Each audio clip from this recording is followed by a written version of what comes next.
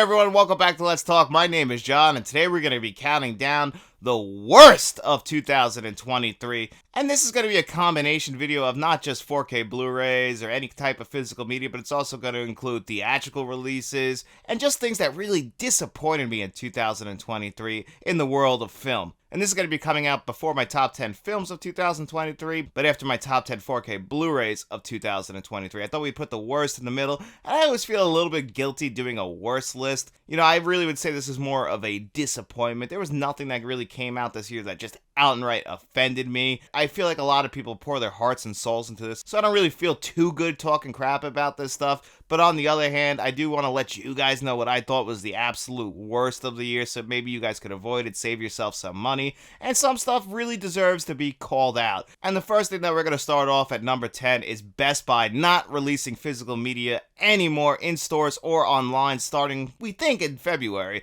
It looks that way. I just went into a Target and Best Buy yesterday, and both of them are just blown out. Nothing on the shelves. They aren't taking pre-orders for after January anymore, and it really does look like it's the end of physical media in Best Buys. And for a lot of people like myself, that was their main source of buying movies, mainly because they just put everything in the one easy and convenient place. They really haven't been the best over the last couple of years. They've eliminated reward programs. So if you were an Elite or Elite Plus member and you spent a lot of money there, you would get some discounts, you would get gift cards, you would get early access to sales, and they pretty much got rid of that. They shifted it to a Total Tech membership, which really wasn't giving you the same sales and not giving you the same perks. Their customer services declined, and now them getting out of the physical media department really just makes me want to not go to Best Buy anymore, even for appliances and for TVs, which I was buying a lot of my TVs from them as well over the years, and I just don't feel like I could support them anymore since they aren't going to be supporting what we love most here on the channel, and that's physical media. It's really disappointing. So now you'll just have to go buy from other sources, maybe buy it directly from the websites themselves. The thing is, you know, you're not going to get as many sales anymore.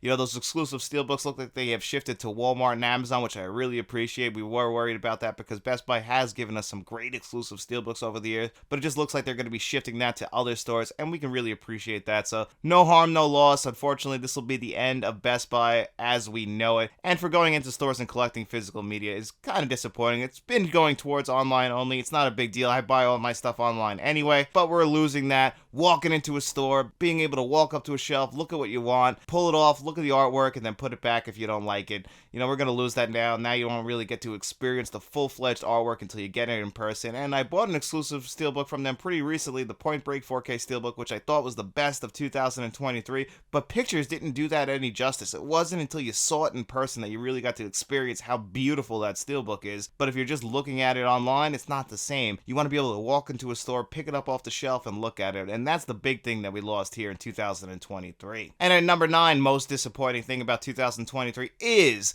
the Disney 100 steelbooks that came out throughout this year. Now, the scan of Cinderella, we're not talking about that. This is just an example of what the Disney 100 steelbooks look like that came out this year in celebration of 100 years. If you liked what Warner Brothers did with their slip covers this year and how they put that Warner Brothers 100 logo in the corner, I'm actually going to miss that for 2024. I thought that was a really unique design, incorporating it into the artwork. I loved what Barbie did by making it pink. I thought they did a great job. All the steelbooks they released this year were fantastic. Disney also celebrating 100 years. Thought that they would get in on their physical media history. I love what they were going for. If you guys remember the Disney Vault commercials from the 1990s, they wanted to make these steelbooks look like the Vault. It makes perfect sense, but I just think that they overall were a little bit too plain, a little bit too ugly. I didn't feel like they were taking enough of what the film was about and incorporating that into the artwork of these steelbooks. They just took a little bit of its history, put it on the back of the box. They kind of had interior box design. It kind of worked, but overall, I just thought that these were very disappointing for a studio like Disney, which is one of the biggest studios in film history. I thought that they should have gave a little bit more love, a little bit more attention and detail to these Disney 100 steelbooks. I can appreciate what they were doing for it, and I guess they didn't sell too well because Best Buy was selling them all for about $10 a couple weeks ago. That's actually where I got the Cinderella 4K steelbook because I wasn't going to pick that up any other way unless it was on sale. And I'm really glad I did because the scan is fantastic. I really can't sell the Cinderella scan short. They did a great job with that. I know a lot of people were disappointed with the previous scan and had said that the DVD scan was the better scan overall, and I thought they did a good job with this 4K scan. I just wish they would have gave us a better steelbook, just because I think Disney is one of those important studios, and I think we deserved a little bit more than what we got this year, so that was a big disappointment as well. And now at number 8, our first 4K scan that disappointed me, and this actually came out from Arrow Video, and they gave us such an awesome slipcover with it as well, and that was Weird Science on 4K Blu-ray. The scan of this just really let me down. It didn't look like what you would expect from a new 4K Blu-ray scan. I mean, they did spring for this really nice slipcover that I absolutely love. They did this with Flatliners as well, and I heard they did it with Reanimators. I'm really glad they gave us, that aspect. That's why I didn't fail this when I was talking about it in my original scan, because they did a lot of other great stuff for this. They just messed up on the scan a little bit. It was very disappointing. It looked fuzzy at points. It didn't look like a 4K Blu-ray, especially a modern day 2023 4K Blu-ray when I was watching it. So I was just very upset with the actual scan. From people who had the previous Blu-ray, which I didn't have, said it wasn't even a big upgrade at all, and there was no reason to upgrade from the previously released Blu-ray to the 4K. And whenever you hear that, where people aren't willing to upgrade from the Blu-ray to the 4K, you know that they kind of messed up on the scan. Because what most people like, yes, I love packaging, I love extras, I love great audio upgrades, but for the most part, when you're going to 4K, people are mostly looking for a big visual upgrade first and foremost over anything else. The disc is the most important thing in there. You know what? We can have shitty packaging and we can look past that. But if the disc itself is shitty, there's absolutely no reason to buy. I have bought bad discs like Terminator 2 on 4K Blu-ray just because I wanted the nice steelbook packaging, but I'm also an insane person. I don't recommend anybody do that, mainly because you just get nothing out of it other than some great artwork, which I appreciate good artwork, and that's why I really like this slipcover, and that's why I haven't actually gotten rid of this 4K, but it is very disappointing that they didn't give us a really nice scan here. And then at number 7, this is another one that I wasn't really too disappointed by, and that's The Core on 4K. I didn't think that this was a bad scan, it just wasn't a great scan, and the 4K itself was doing the film no favors. I mean, this movie had bad CGI, but back in 2003 when this movie came out, first of all, I love this movie. I know it's not a great movie, I know it's a very cheesy disaster movie, the plot makes no sense, the acting isn't great, the CGI, like I said, it was never really good, but you never noticed how bad the CGI was until this 4K Blu-ray. I mean, it's awful, like PlayStation 2 era graphics awful, and the 4K is just enhancing that to the worst degree. The audio I thought was pretty good. I didn't think it was that bad. I didn't think this was an outright failure. I just think that this 4K, again, a lot like Weird Science, was more disappointing than anything else. A 2000s action film, I feel like it could have lent itself great to the 4K format, and unfortunately the 4K format actually made the film look worse than it did previously. Adds more source material than anything else in my opinion, but still, it's not a great 4K Blu-ray. I don't know how we fight powers like this. I can't do this. And then at number 6 is going to be our first bad film of the year, and this one came out from Warner Brothers, our first of 2 Warner Brothers films on this list, and that is Shazam! Fury of the Gods! Now, most people probably wouldn't say this movie, but I just felt like this was a huge step down from the first Shazam movie, which I actually thought was one of the best DCEU films. This year, we saw the decline of the DCEU, and actually, it's over now that Aquaman has come out. The Flash didn't do anyone any favors as well this year, but I really felt like Fury of the Gods was the biggest swing and a miss from Warner Brothers this year, mainly because I thought that they had a great cast. They brought them all back for this one. This movie had all the same flaws of other superhero movies this year, not called Guardians of the Galaxy 3 or Spider-Man Across the Spider-Verse. Every other superhero film that came out this year just felt bland, generic, had awful cinematography, had awful CGI, and Shazam! Fury of the Gods might have had the worst CGI of all the superhero films to come out this year, except for one. We'll talk about that in a little while. That came out pretty close to this one. But this one was also just looked ugly, just felt very forced in every single aspect. A little bit of a spoiler here, but they also brought back Gal Gadot for one scene, and you can clearly tell she didn't film that scene with anybody else around because she just pops in 30 seconds and then she's off screen again. Awful CGI, clearly filmed in front of a green screen. The plot of the movie is very forgetful. All the actors are trying for the most part. There are some pretty bad performances in this movie, but for the most part, it looks like the main cast was trying, giving it its all, but they were just not giving enough material. It wasn't promoted very well, and it just was basically sent out there to die like every other DCEU film released in 2023. So the DCEU, unfortunately, this was the year that we put the nail on its coffin, and it went out with a whimper instead of a bang, unfortunately. Which brings us to number 5 on the list, and again, this is a Warner Brothers released film. I expected it to be bad, and that was The Nun 2, the follow-up to The Nun, which was actually the highest grossing film in the Conjuring universe up to that point, so of course we knew a sequel was coming, but I guess they didn't look at the reviews for that film and saw how disappointed people were. This movie actually wasn't that much of a financial failure because they don't really cost too much to make, but the movie itself was just bland, boring, a terrible follow-up to a terrible movie. Was it as bad as the first movie? It was close, but it wasn't, I guess, worse. I guess it was on its level. They wanted to continue that story from the first one, and I thought that was a bad idea. I didn't like any of the characters from the first one, and they brought them all back. Didn't enjoy this plot of this movie at all. The cinematography has that generic horror cinematography that we just see them use over and over again in the modern day. I absolutely hate it where they have lights coming through all the windows and it's overexposed. We overexpose the lights. They think they're creating like this haze effect, but it just looks so generic because everybody is doing the same thing. They were doing this on TV like 5 years ago and now they brought it to film, and I just absolutely, I hate it. I hate the cinematography style. I really hope that we eventually get away from this. In 5 years, I'm hoping we look back at this and just go, okay, that was an early 2020s thing, kind of how we look back at the early 2000s and what they were doing with their color grading changes and how, you know, we have those blue and green filters over a lot of films, and it didn't really work for all the films, but it worked on a couple movies like Oh Brother, Where Art Thou and The Ring, but every film at the time wanted to do it, and I feel like that's the exact same thing with modern day cinematography, you know, this digital age cinematography where they just want to overexpose the lights in post and they think it creates this cool effect. It doesn't create this cool effect. I just absolutely hate that, and The Nun 2 was a movie that just absolutely abused it. So that's number 5 of the year.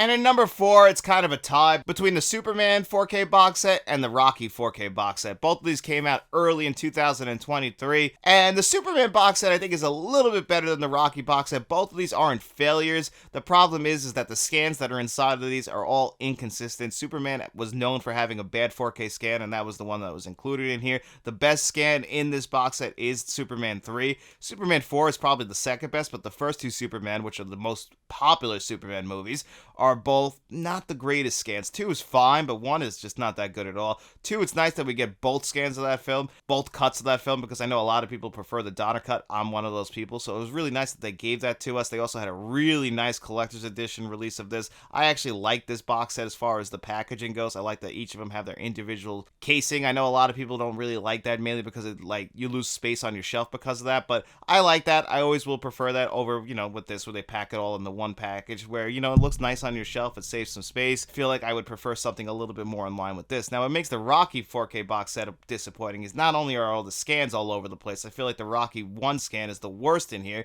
and a lot of that is due to source material. That's what I mentioned in my original review, because you see the improvement as they go along in Rocky 3 and Rocky 4. Rocky 4 is by far the best looking, and again, you get 2 cuts of it. You get the Drago versus Rocky cut, which I really appreciate. Again, I think that's actually an improvement over the original cut of Rocky 4. I'm not one of those people that's attached to the robot, so I'm glad they kind of cut Paulie's thing down. I know some people don't really appreciate that. I think David, aka Shamrock Balls, was one of those people who would prefer the original cut of Rocky before, but I actually like the new Rocky versus Drago cut. I think the decisions that were made for it were great. Saying all that, that being the best 4K Blu-ray in here is still disappointing, and not to mention, now Rocky 5 and 6 are the only 2 Rocky films that do not have 4K Blu-ray releases, because the Creed movies all have 4K Blu-ray releases to this point. Now Rocky 1 through 4 have 4K Blu-ray releases, and Rocky 5 and 6 are just stuck in limbo. And if you're one of those people like me who actually likes Rocky 5, you want that on 4K Blu-ray. I want to see Tommy Gunn in 4K Blu-ray. And there was all these rumors throughout the year that they were going to be coming out in November. I knew that wasn't true, mainly because the rights to the Rocky franchise are a little bit weird right now. I think Amazon owns the rights to 5 and 6,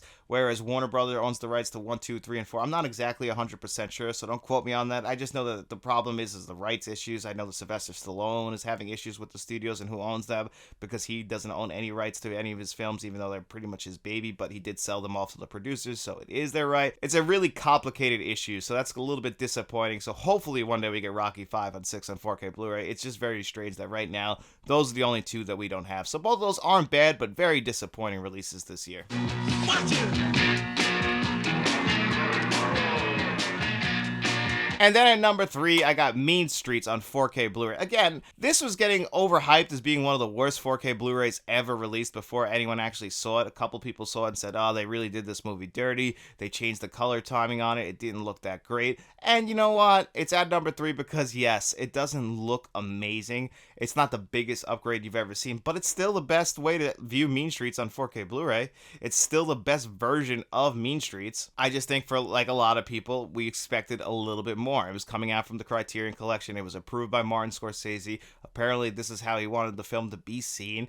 And Martin Scorsese is one of those guys who's very hands-on with his films. He's not going to release something that he thinks is bad looking, but I just felt like overall, I mean, maybe a lot of this was attributed to the source material, but they did make some choices to change certain things that a lot of people remembered from the film, and I understand why those people would be very disappointed with those changes. It's not the film you remember, it's how a lot of people feel about, American Graffiti coming out this year. That's why you don't see that on this list. I heard it was awful. I heard it was DNR'd like crazy, so I didn't pick that up on 4K Blu-ray, but I was going to pick up Mean Streets no matter what. I think this is one of those Martin Scorsese movies that any collector has to have in their collection. It's one of those very important Martin Scorsese films. It's really the one that put him on the map, so you have to have it in your collection, and we were just hoping that this would be one of those slam dunk, home run 4K Blu-ray releases, and unfortunately, it's just a regular middle-of-the-pack 4K Blu-ray release, which isn't bad. It really got over-exaggerated how bad the transfer won, because it really isn't that bad. It's just very disappointing. And then at number 2, and what I think was the worst film of 2023, maybe not the absolute worst film that was ever put out, but as far as being disappointing and being overhyped, Ant-Man and the Wasp: Quantumania really was just... it was awful. The CGI in that movie actually was making me nauseous at how bad it looked. I mean, CGI was just all over the place, people talking about it. We have a physical media channel here, so I'm always paying attention to the visuals and audio, even when I'm in a theater. And this was one where I just could not believe that this got released. And we heard all about the issues, the VFX studios, and how they're just basically being abused, overworked, overrun, and just having a hard time getting these VFX available for these studios in time for them to put out these movies. They didn't want to delay them, and that was another thing with superhero films this year. We just kind of abused them. We're putting too much out. I feel like we've really watered down the product, mainly because of streaming. Streaming is another big negative 2023, but I think a lot of people are finally coming to the realization that streaming, as good as it is, it does more harm than good, and I think that this is a shining example why, because Marvel is trying to put out Marvel Studios TV shows at the same time they're trying to put out Marvel Studios films, and I feel like you've watered down the product, and now we're getting movies that just do not look good. And Quantumania was the king of movies that just looked absolutely ugly this year. The movie itself, it was fine, nothing too special, and now obviously everything that happened with Kang in this movie is kind of useless because we don't know what's going to be happening with that character going forward. Is it going to be recast? We have no idea, but they were building him up to be this super villain that was going to be the next Thanos, and we all know now that is not the case, so that's another knock against this movie. Paul Rudd, as good of an actor as he is, he could not save this movie from being what I think was the worst film of 2023, one that just absolutely let me down, because I was one of those people who thought that the first two Ant-Man movies were spectacular, easily in the top 15 of the Marvel movies that have been released, and now unfortunately Quantumania is floating down near the bottom with movies like Eternals, and I really wish that didn't happen to him, and I'm hoping that Marvel, because I still have faith in Marvel, I'm not one of those people that wants to see the end of superhero films. I love superhero films. They are some of my favorite movies ever. Batman 1989 is in my top 5 movies of all time. I'm one of those people that love superhero movies, but I also love other movies. So if, superhero movies take a backseat, we only get 2 or 3 a year again like we did when I was growing up, I'm absolutely fine with that. I think that that's a good thing. I don't think we need to be giving everybody everything at one time. I think if we spread it out, let's build anticipation, we can get Marvel and DC back on the right track, because nobody wants to see those films fail. We don't want to go back to the dark ages of Batman and Robin, where we get that and then we don't get another Batman film for 8 years. No, we want to have a couple good to great superhero films each and every year. I think that's what all the fans want, and hopefully that's what we get this year in 2024. Right now, I think only Marvel and DC have one film on the schedule each this year, and that's more than enough in my opinion. Let's build that anticipation back up. Let's get both studios back on the right track, because after what happened this year, we really need to.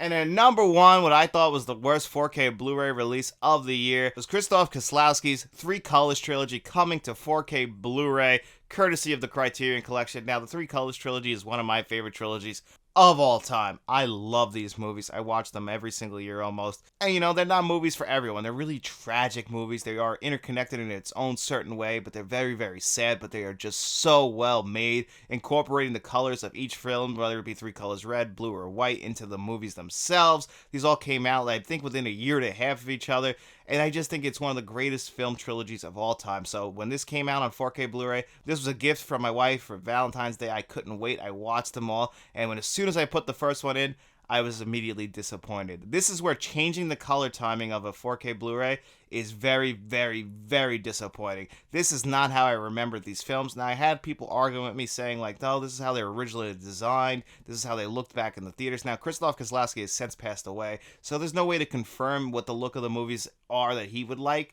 So unfortunately, we're kind of stuck with these on 4K Blu-ray. Now, the reason why it's not the world's biggest disappointment is it does come packed in with the Blu-ray. So you can watch the previously released Blu-rays, and that's what I will be doing going forward when it comes to three colors, white and blue. Now, Red's 4K actually, I think, retained the look of the movie pretty well, so I can say, you know, watch the 4K of Red, but white and blue, I feel like that's not how those movies look. I think they are such great atmospheric films that to lose the color temperature of the movies really just hurts them overall. And for me, this was just absolutely almost tragic. These are the only 4K Blu-rays that came out this year that offended me because you changed the whole look of the movie. And I guess that's why people were really upset with Mean Streets, because you have such a connection to a certain type of film, and then when they come out on 4K Blu-ray, you're hoping that you retain how you remember the film while also enhancing it. And then when you get a movie and it doesn't look like the movie you remember seeing, you're just absolutely disappointed, almost devastated. And that's how I felt with these movies. I mean, I remember just being just genuinely upset with these 4K Blu-rays because it didn't look like the movies I remember. And for movies that actually mean something to me, it really did let me down. So I can never recommend these 4K Blu-rays. Buy the Trilogy on Blu-ray. That's my opinion on it. I mean, I got them on 4K. I'm happy that the pack and Blu-rays are included in here, but you could have been just fine just getting the previously released Blu-rays. And it really hurts me to say that again because I absolutely love these movies. And I also absolutely love the Criterion Collection. So it does hurt me to actually have to knock them. But I was very disappointed in that. And I actually don't have any honorable mentions this year. That is just going to be my top 10 most disappointing things in the world of physical media and movies for 2023. But if there's anything that I forgot here today, don't forget to leave those comments in the comments section below. And it's also Monday, and that means it's time for our digital code giveaway. So I'm going to kick this over to Future John, and he's going to do that for you guys. And he's also going to put everybody who's a channel member's name on the magic wheel. And we are going to be giving away Waterworld on 4K Blu-ray to one of those people. So let's do that right now. That is correct, Past John. It is Monday, and that means it's time for our digital code giveaway. Every single video I put out on Friday, we ask you guys 2 digital code giveaway questions. All you got to do is answer one of those questions in the comment section below. As long as you did that and put your name on a magic wheel, you come back to this video. I spin that wheel 2 times. The 2 names it lands on, they have their choice, the digital codes that you've seen on your screen before you today. And I asked you guys, what franchise do you guys like more, the John Wick franchise or the Mission Impossible franchise? And I also asked you guys, what is your favorite action franchise of all time? We got so many different answers there. It looks like Mission Impossible squeaked out the win over John Wick. It was actually really close. A lot of people preferred John Wick over Mission Impossible. I thought Mission Impossible was actually going to run away with it, mainly because the franchise has been around since 1996, whereas John Wick has only been around since 2014. But all 4 films in the John Wick franchise have pretty much been classics. With the Mission Impossible franchise, I feel like a lot of people didn't get on board until Ghost Protocol. I know that's where I really fell in love with the franchise. I always appreciated mainly the first Mission Impossible film. That was always my favorite until we got to Ghost Protocol, and then the franchise just took the leap to the next level to what we know it as today. Either way, or I was very happy. I love both franchises. It was very hard for me to pick a side, and honestly, I don't think I can. They're very similar, but they're also very different franchises. I feel like Mission Impossible is more comparable to the 007 franchise than it is to the John Wick franchise. You know, the Mission Impossible franchise is kind of operating in the real world. You know, maybe a little bit over-exaggerated, but the John Wick franchise, there is absolutely no way that that is operating in the real world, but I love it for it. So either way, I love both franchises, and now we're going to spin this magic wheel to see who our 2 digital code giveaway winners are.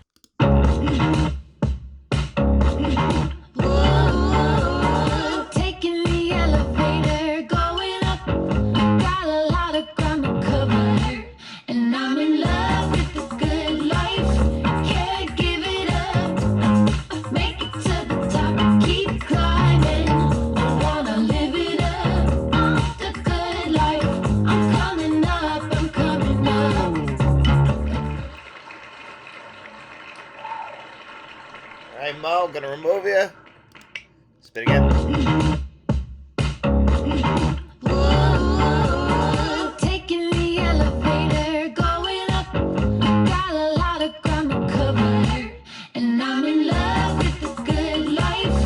Can't give it up. Make it to the top, keep climbing. I wanna live it up. The good life.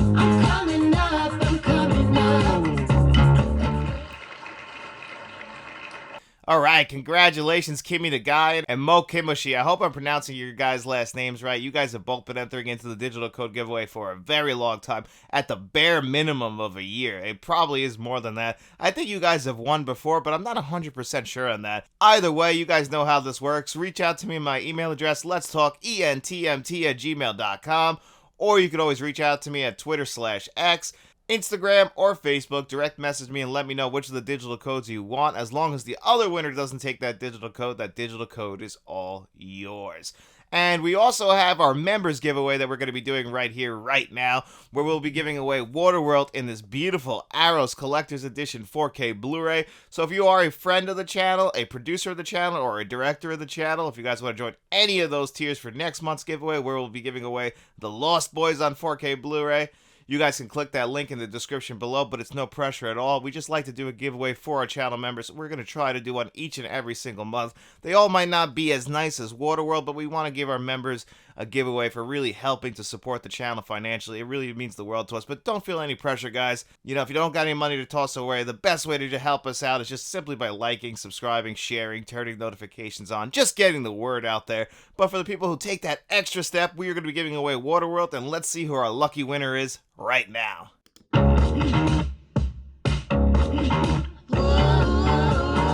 Taking the elevator, going up. Got a lot of ground to cover, and I'm in love with the good life. Can't give it up. Make it to the top, keep climbing. I wanna live it up. The good life. I'm coming up. I'm coming up. The good life.